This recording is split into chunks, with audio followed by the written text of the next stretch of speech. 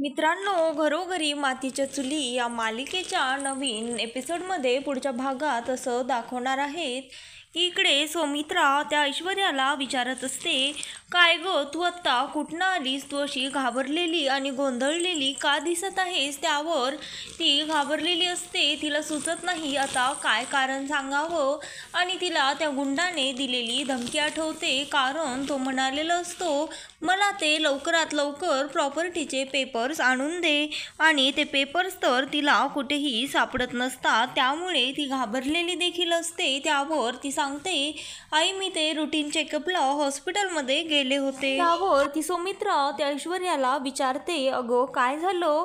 काही प्रॉब्लेम तर नाही आहे ना? त्यावर ती म्हणते, काही नाही आई, सर्व काही ठीक आहे.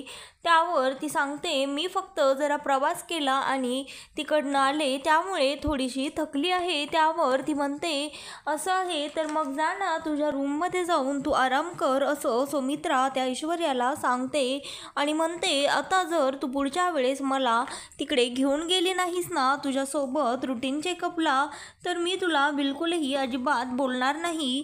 तू मला आपलं मानतच नाही आहेस. त्यावर ती म्हणते, आई फक्त तुम्हीच आहात या घरामध्ये, माझी एवढी काळजी करता. त्यावर ती सौमित्रा म्हणते, पण तू कुठे मला आपलं मानतेस? जर तू मला आपलं मानत असतीस तर तू मला तुझ्यासोबत हॉस्पिटलमध्ये चेकअपला घेऊन गेली असतीस ना, असं तिला म्हणते. त्यावर ती म्हणते, आई पुढच्या वेळेस नक्की आपण दोघी जाऊयात, असं म्हणून ती तिथनं निघून जाते. आणि इकडे तिच्या रूममध्ये ज्यावेळेस येते त्यावेळेस तिथे ऋषिकेश आधीच तिच्या रूममध्ये बसलेला असतो. त्यानंतर ती ऋषिकेशला पाहून डचकते आणि म्हणते, तुम्ही इथे काय करत आहात? त्यावर तो म्हणतो काय झालं? मला इथे पाहून तू अशी घाबरलीस का? त्यावर ती म्हणते, मी का घाबरेन, पण तुम्ही असं अचानक माझ्या रूममध्ये का येऊन बसतात? त्याच्यानंतर इकडे ती अवंतिका आणि जानकी दोघीजणी त्या ऐश्वर्याबद्दलच बोलत असतात. ती म्हणत असते, तुम्हाला काय वाटतं ती ऐश्वर्या नक्की माझ्या आईबद्दल काही सांगेन का? प्रॉपर्टीच्या पेपरबद्दल आपल्याला काही सांगेन का? माझी आई तिने कुठे ठेवली आहे याबद्दल ती काही सांगेन का? त्यावर सौमित्र म्हणतो, नक्कीच सांगेन वहिनी, तुम्ही काळजी करू नका. त्यावर ती म्हणते, नाही सौमी, ती अशी मुलगी नाही आहे. तिला जर हे कळालं की ते प्रॉपर्टीचे पेपर्स आपल्या हाती लागलेले आहेत तर ती आरडाओरडा करेन, आपल्यावर चिडेन आणि गेम प्लॅन देखील करू शकते. त्यानंतर तो म्हणतो, तेही खरंच आहे म्हणा अवंतिका, ती असं करू शकते कारण तिची खरं तर गेंड्याची कातडी आहे. ती अगदी मनाने देखील निब्बर आहे. ती बिलकुलही चांगला विचार करू शकत नाही, असं तो सौमित्र त्या जानकीला सांगत असतो. आणि त्यानंतर इकडे ऐश्वर्या ऋषिकेशला म्हणत असते, माझ्या परमिशन शिवाय तुम्ही इकडे माझ्या रूममध्ये कसं येऊ शकता? त्यावर तो म्हणतो, सध्या तुझ्याकडे प्रॉपर्टीचे पेपर्स नाही आहेत तर मग ही रूम तुझी कसं झाली? आणि तुला लाज वाटत नाही का दुसऱ्यांच्या प्रॉपर्टीवर स्वतःचा हक्क गाजवायला? त्यावर ती म्हणते, ज्या ह्याने तुम्ही माझ्या रूममध्ये येऊन बसला आहेत त्या अर्थाने तर मला वाटत नाही की तुम्ही मला काही असले उपदेश सल्ले करण्यासाठी इथे आलेला आहात. मुद्द्याचं काय आहे ते बोला, असं ती त्या ऋषिकेशला म्हणते. ऋषिकेश तिला म्हणत असतो की आता अचानक ते पेपर्स कुठे आणि कसे गायब झाले, कोणाच्या हाती लागले यामध्ये विचार करण्यामध्ये तू अजिबातच तुझा वेळ वाया घालू नकोस ऐश्वर्या, असं तिला सांगतो. एवढे दिवस तू आमच्यासोबत ते पेपर्स माझ्याकडे नाही आहेत असं सांगून जो लपाछपीचा खेळ खेळत होतीस ना, पण आता मी तुझ्याकडे छातीटोकपणे सांगायला आलो आहे, ते पेपर्स माझ्याकडेच आहेत. त्यावर ऐश्वर्या म्हणते, दादा तुम्ही हे काय बोलत आहात? मला काहीच कळत नाहीये. आणि कसले प्रॉपर्टीचे पेपर्स? नक्कीच तुमचा काहीतरी गैरसमज झालेला आहे. त्यावर तो ऋषिकेश तिला म्हणतो, तू सर्व प्रॉपर्टी अगदी हुशारीने स्वतःच्या नावावर करून घेतलीस आणि तुला काहीच माहीत नाही का? त्यावर ती म्हणते, हे बघा दादा, मी तुम्हाला पुन्हा सांगत आहे, मी असलं काहीही केलेलं नाहीये. त्यावर तो तिच्यावर चिडतो आणि तिला म्हणतो, बास कर तुझं हे नाटक आणि हा खोटारडेपणा. आता तू गुपचूप खरं काय ते बऱ्या बोलाने मान्य कर की तू हे सर्व केलं होतंस नाही तर. त्यावर ती पण चिडते आणि म्हणते, नाही तर तुम्ही काय करणार आहात आणि काय कबूल करायचं आहे मी आई असं ती ऋषिकेशला विचारते. हेच ना की तुमची सर्व प्रॉपर्टी मी माझ्या नावावर करून घेतली? हो, हे सर्व खरं आहे. त्याचं काय आहे ना, जर तुमचा भाऊ सारंग हुशार असता, अगदी स्वतःच्या डोक्याने चालणारा असता, तर मला हे सर्व करण्याची गरज देखील पडली नसती, असं ती त्या ऋषिकेशला सांगत असते. त्यानंतर ती म्हणते, पण तुमचा भाऊ अगदी पण नवरा म्हणून तो मूर्ख होता. मी त्याला जेवढं सांगायचे तो तेवढंच करायचा. तो नंदी बैल होता. त्यावर तो ऋषिकेशला हे बोलणं सहन होत नाही. तो तिच्यावर चिडतो आणि त्यावर ती म्हणते, मी खरं तेच बोलत आहे. तो अगदी बिंडोक आणि डिफेक्टिव्ह पीस होता तुमचा भाऊ, असं ती सारंगबद्दल बरंच काय काय वाईट साईट त्या ऋषिकेश समोर बोलत असते आणि म्हणते, तो अगदी युजलेस माणूस होता आणि अशा घरामध्ये आपलं काहीच अस्तित्व नाहीये असं जाणीव करून देणारी माणसे असतात ना, अगदी तुमच्या बायकोसारखी, जानकीसारखी, त्यावेळेस काही ना काही आपलं अस्तित्व करण्यासाठी पेटून उठावं लागतं आणि मी तेच केलं आहे, असं ती त्या ऋषिकेशला सांगते आणि म्हणते, खरं तर त्या सर्व गोष्टींना तुमची बायको जबाबदार आहे. त्यावर तो म्हणतो, तिच्याबद्दल तुझ्या मनामध्ये एवढा राग का आहे? असं तिने तुझं काय बिघडवलं आहे? त्यावर ती म्हणते, तिने माझ्या ह्या घरामध्ये काडी मात्र किंमत ठेवलेली नाहीये आणि माझ्या आयुष्याची तिच्यामुळे राखरांगोळी झालेली आहे. माझं लग्न सौमित्रसोबत होणार होतं, पण तिने असं होऊ दिलं नाही. याला देखील तीच कारणीभूत आहेत आणि सतत आपलं मला जानकीपुराण ह्या घरामध्ये ऐकावं लागतं. एवढंच काय तर तिने तिच्यामुळे माझा डॅडा जेलमध्ये देखील गेलेला आहे आणि तिची माझी आई देखील, माझी स्वतःची माणसे देखील मला सतत हेच सांगत असतात, त्या जानकीकडे बघ, तिच्याकडनं काहीतरी शिक. आता मी तिची माणसं देखील तिच्याजवळ ठेवणार नाही. सर्वांना तिच्यापासनं कसं कायमचं दूर करते आणि तिला आयुष्यभर कसं एकटं पाडते ते तुम्ही बघाच. त्यावर ऋषिकेश म्हणतो, असा विचार देखील तुझ्या मनामध्ये येत असेल तर तू काढून टाक, कारण तिचा नवरा आणखी जिवंत आहे आणि मी जोपर्यंत आहे तोपर्यंत माझ्या बायकोला कधीही एकटं पडू देणार नाही. असं मी तुझ्या मनात जे आहे ते कधीच होऊ देणार नाही, असं तो त्या ऐश्वर्याला सांगत असतो. त्यानंतर तो ऋषिकेश म्हणतो, मला तुझ्याशी वाद घालायचा नाहीये, मला फक्त एकच गोष्ट सांग, तू जानकीच्या आईला कुठे लपवून ठेवलं आहेस? त्यावर ती म्हणते, दादा, तिला लपवून ठेवण्यामध्ये काय अर्थ आहे? तिला तर मी कायमचंच वरती पाठवलं आहे, असं ती त्या ऋषिकेशला सांगत असते. आणि त्यानंतर इकडे लताबाई आणि ती मुलगी दोघी जणी रडत असतात. त्यावर ती लताबाई त्या मुलीला म्हणते, रडू नको, शांत हो, यातनं काही ना काही मार्ग निघेल, असं म्हणून ती लताबाई त्या मुलीचे डोळे पुसते. जे घडून गेलं आहे त्याच्यावर विचार करून रडत बसण्यामध्ये काही अर्थ नाहीये. मी तुला सांगते, आपण नक्कीच इथनं बाहेर पडू, असं म्हणून तिला ती लताबाई समजावत असते. आणि त्यानंतर इकडे जानकी म्हणत असते, मला तर आता राहवतच नाहीये, माझ्या मनामध्ये खूप विचार येत आहेत, असं ती त्या अवंतिकाला सांगत असते. आणि तिला म्हणते, जर माझी आई खरंच त्या ऐश्वर्याच्या ताब्यात असेल तर ती माझी आईला ऐश्वर्या रागाच्या भरामध्ये काही करणार नाही ना, असं म्हणून ती रडत असते. त्यावर ती अवंतिका तिला समजावून सांगते आणि म्हणते, वहिनी, तुम्ही शांत व्हा आणि असं काहीही होणार नाही, माझ्यावर विश्वास ठेवा. त्यावर तो सौमित्र देखील तिला समजावतो आणि म्हणतो, तुम्ही एरवी सर्वांना सांगत असताना पॉझिटिव्ह राहायला, पॉझिटिव्ह विचार करायला, मग तुम्हीच असा विचार का करत आहात, असं तो त्या जानकीला सांगत असतो.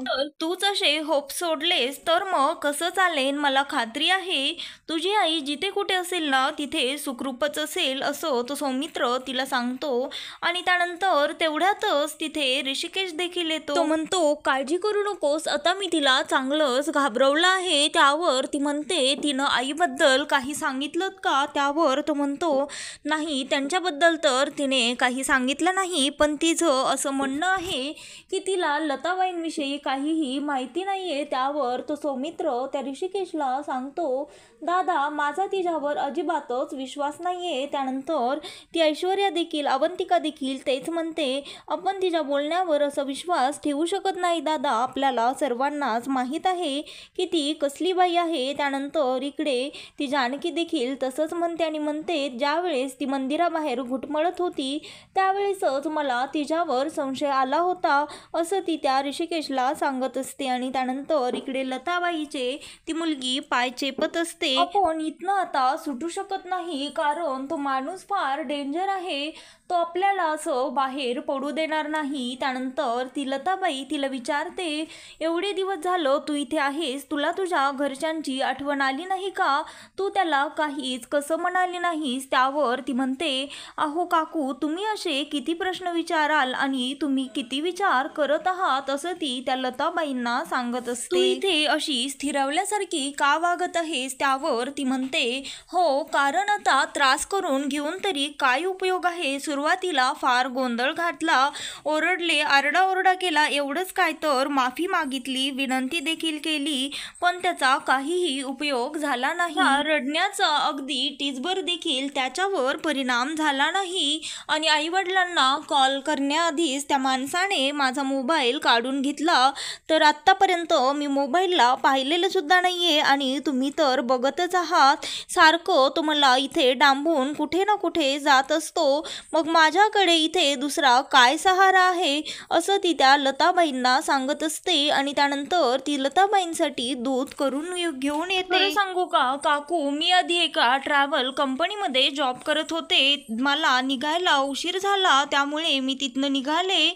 आणि रिक्षाही भेटत नव्हता, त्यामुळे हायवेपर्यंत येऊन पोहोचले आणि तेवढ्यातच माझ्या तोंडाला कोणीतरी रुमाल लावला आणि मला बेशुद्ध केलं आणि ज्यावेळेस मला होश आला त्यावेळेस मी इथे ह्या घरामध्ये येऊन पडलेली होते. त्यानंतर तिथनं पुढे माझं असं आयुष्यच बदलून गेलं असं ती त्या लताबाईंना सांगत असते. इकडे जानकी त्या सौमित्रला आणि अवंतिकाला सर्वांना म्हणत असते, खरंच सॉरी, मला माफ करा, माझ्यामुळे तुम्हा सर्वांना फार त्रास होत आहे. तिचं हे बोलणं ऐकून सौमित्र म्हणतो, अगं वहिनी, तू हे काय बोलत आहेस? आपण सर्वजण एक फॅमिली आहोत आणि आपण जर अशा वेळी एकमेकांना साथ दिली नाही तर काय उपयोग आपल्या सोबत राहण्याचा असं तो त्या जानकीला म्हणत असतो. त्यानंतर तो म्हणतो, वहिनी, कायमच एक गोष्ट लक्षात ठेव, उद्या जाऊन अख्खं जग जरी तुझ्या विरोधामध्ये उभं राहिलं ना तरीही आम्ही कायमच तुझ्या सोबत असू, कारण तू आमच्यासाठी खूप काही केलेलं आहेस आणि आम्ही ते विसरलेलो नाही आहोत.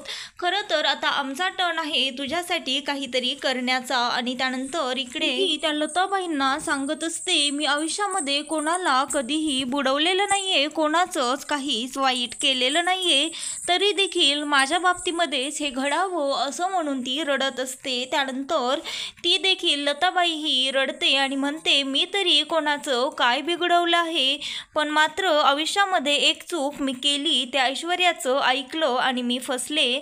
त्या बाईचं ऐकून मी माझ्या लेकीच्या संसारामध्ये विष कालवलं, तिचा संसार बिघडवला, नकळतपणे तिचा संसार मोडला, तिला त्रास होईल असं वागले, एवढीच माझी चूक काय ते ठरली असं म्हणून ती लताबाई रडायला लागते. कारण मला माहीतच नव्हतं ती माझी मुलगी आहे. सावली बाळा, आपल्याला असं स्वस्थ बसून चालणार नाही, काही ना काहीतरी इथनं बाहेर पडण्याचा मार्ग शोधायला हवा. त्यावर ती म्हणते, आपण असं काही करू शकत नाही कारण त्या माणसांकडे पिस्तूल देखील आहे. आणि त्यानंतर इकडे सौमित्र त्या जानकीला समजावत असतो, तिला धीर देत असतो. लताबाई त्या सावलीला सांगत असते, पण आता काळजी करू नकोस, तू आत्तापर्यंत एकटी होतीस ना म्हणून तुला हे जमलं नाही, पण आता तुझ्यासोबत मी आहे, आपण दोघी मिळून काही ना काही इथनं बाहेर पडण्याचा मार्ग नक्कीच सापडून काढू. ती जानकी ऋषिकेशला सांगत असते, माझ्यामुळे सारंग भाऊजींना घरच्यांपासनं दूर राहावं लागत आहे, असं लपून छपून राहून त्यांना सगळं करावं लागतंय, मला याचा फार गिल्ट आहे. त्यावर सौमित्र म्हणतो, पण वहिनी, तू असं बिलकुलही वाटून घेऊ नकोस, कारण सारंगच्या मनामध्ये मात्र असं काहीही नाहीये. त्यावर ती म्हणते, त्यांना जरी काही वाटत नसेल तरी माझ्या डोक्यामध्ये मात्र सतत हे विचार येतच असतात असं ती त्या दोघांना सांगत असते. लताबाई त्या सावलीला म्हणत असते, तू एवढी काय घाबरतेस, असू देत त्याच्याकडे बंदूक, पण तो कधी ना कधीतरी बेसावध असेलच ना, आणि आपण त्याच संधीचा आपला फायदा करून घेण्याचा, आपली इथं सुटका करण्यासाठी त्यावर ती म्हणते, ते सर्व खरं आहे, पण जर आपला डाव फसला त्यानंतर मात्र तो आपल्याला फार त्रास देईल, खूप टॉर्चर देखील करेल आणि त्रासही देईल. एवढंच काय तर तो आपल्याला मारून देखील टाकू शकतो. त्याचं टॉर्चर तर काकू तुम्हाला सहन देखील होणार नाही. त्यावर ती म्हणते, मग आपण काय करायचं? असं किती दिवस इथे अडकून बसायचं आणि असं कुडत जगायचं आणि अशा जगण्याला अर्थ तरी काय आहे ग? तुला तुझ्या घरच्यांची आठवण येत नाही का? असं ती त्या सावलीला सांगते आणि म्हणते, असं जगण्यापेक्षा एकदा काय ती हिंमत आपण दाखवलीच पाहिजे. तू असं खचून जाऊ नकोस आणि थोडासा नीट विचार कर ह्याच्यावर मी काय म्हणत आहे ते नक्की तुला देखील पटेन. तो माणूस कसाही असू देत, आपल्याला आपली युक्ती वापरायची आहे, असं ती लताबाई त्या सावलीला सांगत असते. आणि इकडे ती जानकी सारंगसाठी सर्व काही त्याच्या आवडीचं जेवण बनवत असते आणि तेवढ्यातच सौमित्र येतो आणि म्हणतो, काय मग वहिनी, आज सर्व सौमित्राच्या आवडीचं जेवण बनवलेलं आहे. त्यावर ती जानकी म्हणते, हो, पण मला तुम्हाला काय आवडतं हे देखील माहीत आहे, असं ती जानकी त्या सौमित्रला सांगत असते. त्यावर तो सौमित्र म्हणतो, आता तर मला असं वाटत आहे, मला देखील घरापासनं लांबच राहायला हवं, म्हणजे मला तुझ्या हाताने बनवलेले माझ्या आवडीचे पदार्थ रोजच खायला भेटतील. त्यावर त्याचं हे बोलणं ऐकून ती जानकी त्याला म्हणते, भाऊजी काहीही काय बोलत आहात? त्यावर तो तिला म्हणतो, रिलॅक्स वहिनी, मी फक्त मस्करी केली. त्यानंतर इकडे पुढच्या भागामध्ये असं दाखवणार आहेत की इकडे ती जी बाई असते जोगवा मागणारी, ती ह्यांच्या रणदिवेंच्या घरी आलेली असते. सौमित्रा तिचं दर्शन घेऊन तिला हळदी कुंकू लावून तिला आत बोलावते. त्यानंतर जानकी आणि सर्वच घरातले हॉलमध्ये जमतात त्यांचं दर्शन घेण्यासाठी. त्या जानकीला पाहून ती बाई म्हणते, तुझ्याकडे पाहून मला असं वाटत आहे, आत्तापर्यंत तुझ्या वाटेमध्ये फक्त काटेकुटेच होते, पण आता मात्र येणारी वाट फारच निसरडी आहे आणि आता तुझ्या आयुष्यामध्ये खूप मोठं वादळ संकट येणार आहे आणि ह्या वादळाला येण्याचं कारण आधी घडलेल्या घटना आहेत, असं ती तिला जानकीला सांगत असते. भूतकाळच आता तुझा वर्तमान आणि भविष्य ठरवणार आहे, असं ती आई त्या जानकीला सांगत असते. आणि त्यानंतर तिचं हे बोलणं ऐकून जानकीला आणखीनच वाईट वाटतं, ती खचून जाते. तर मित्रांनो, घरोघरी मातीच्या चुली या मालिकेचे नवनवीन लेटेस्ट एपिसोड पाहण्यासाठी आत्ता चॅनलला लाईक, शेअर आणि सबस्क्राईब मात्र नक्की करा. व्हिडिओ आवडले असल्यास व्हिडिओला कमेंट देखील करा.